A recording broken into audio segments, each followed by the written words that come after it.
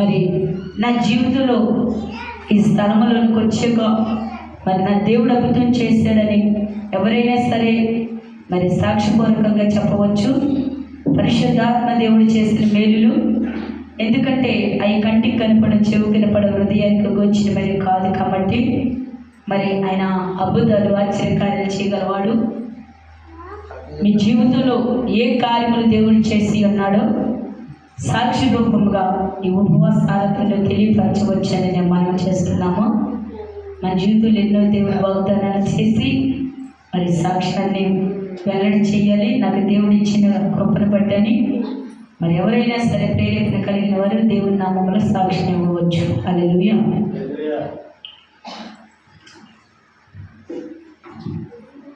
దేవునికి స్తోత్రం. దైవజనులకి కూడిన మీ అందరికీ వందనాలు.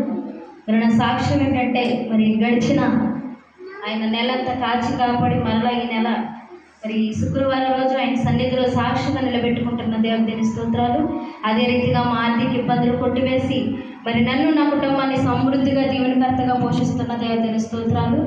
మరి నా సాక్ష్యం ఏంటంటే, మరి మొన్న 1వ తారీఖు ఆదివారం మరి రాత్రికాల సమయంలో జరిగిన మరి మా కుటుంబంలో స్తుతి ఆరాధన దేవుడు ఎంతగానో తోడుగా ఉండి నడిపించినందుకు నేను ముందుగా సాక్షిగా వాతావరణం కూడా ప్రతిదీ అనుకూలంగా ఉండి జయకరంగా ఆ స్తుతి ఆరాధన జరిగితే సాక్షిగా నిలబడతానని దేవునికి ఒప్పందమయ్యాను.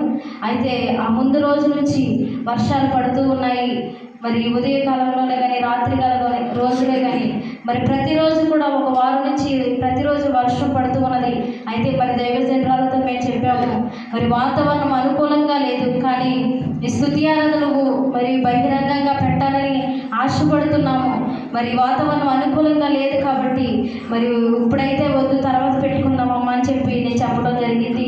అయితే దైవజనురాలు ఒకే మాట అన్నారు, ఎందుకంటే విశ్వాసంతో మనం ప్రార్థన చేస్తాం కాబట్టి మన ఆలోచన ప్రకారం కాదు, దేవుడిచ్చిన వాగ్దానం. మరి దేవుడు మరి మాసం ఆఖరికల్లా ఈ గృహంలో స్తుతి ఆరాధన జరగాలని దేవుడు ఎందుకైతే మరి నాకు వాగ్దానం చేశారో మరి దేవుడు ఆ వాగ్దానం నెరవేర్చబోతున్నాడు. నేనైతే ఆపను. మరి ఆయన పని కాబట్టి వస్తున్న దైవజనులు, విశ్వాసులు, ఆత్మీయులు మరి ఎంతో ఆసక్తితో మరి దూర ప్రాంతం నుంచి మరి చెన్నై నుంచి కూడా దైవజనులు రావడం జరిగింది. 2 రోజుల మా మధ్య మరి ఉదయం ఆదివారం ఉదయం కూడా రాత్రి మరి ఎంతో ఆర్భాటంతో మరి పరిశుద్ధ ఆత్మ దేవుని సన్నిధి మరి స్థలంలో దిగటం మేము చూసాము.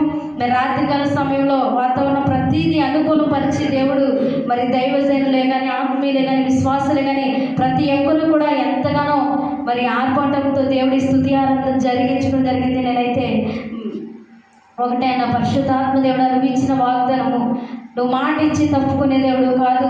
మరి మాకైతే వాగ్దానం చేస్తున్న దేవుడు నమ్మదగిన దేవుడు. దైవజనురాలు విశ్వాసంతో నేను వాతావరణం అనుకూలంగా ఉంటే నేను సాక్షిగా నిలబడతాను, మరి నువ్వైతే ప్రతిదీ అనుకూలంగా ఉండి జరిగింది అని చెప్తున్నావు అమ్మా అని నేను అమ్మతో అనటం జరిగింది.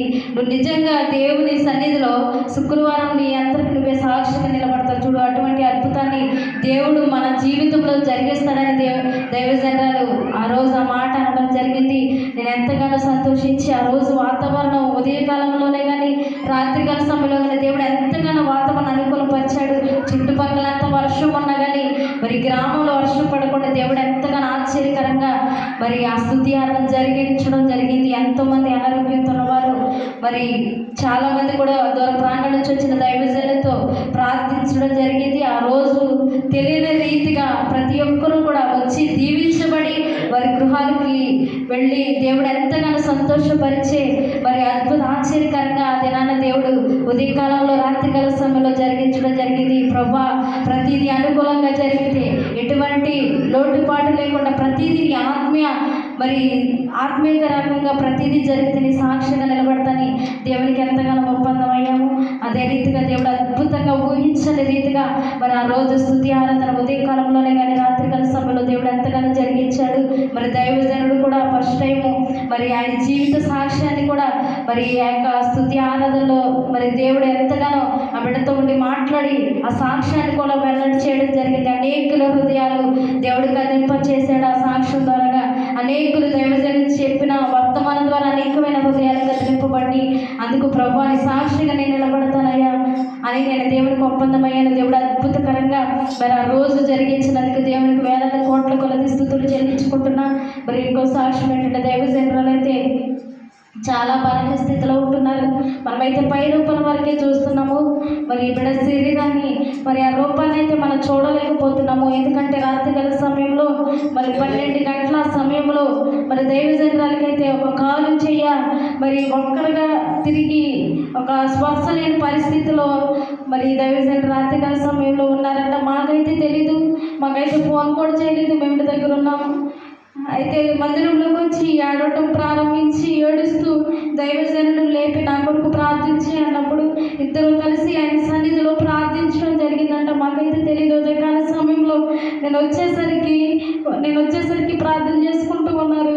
8 ఆ టయానికి ఏంటి ఆ రీతిగా ఉన్నావు ఏంటమ్మా అని చెప్పి అడిగితే దైవజనులు చెప్తూ ఉన్నారు, రాత్రికాల సమయంలో బ్రతికిద్దనైతే మేము అనుకోలేదు.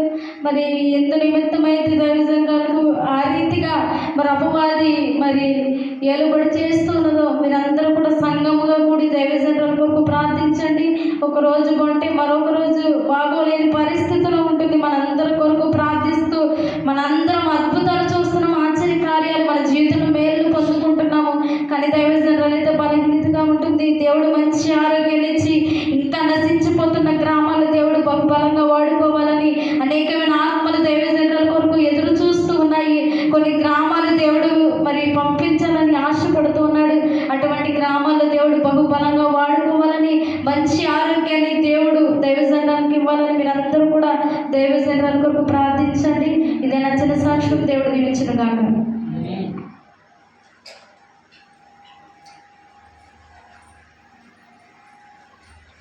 హల్లెలూయా. మరి దేవుడు చేసినప్పుడు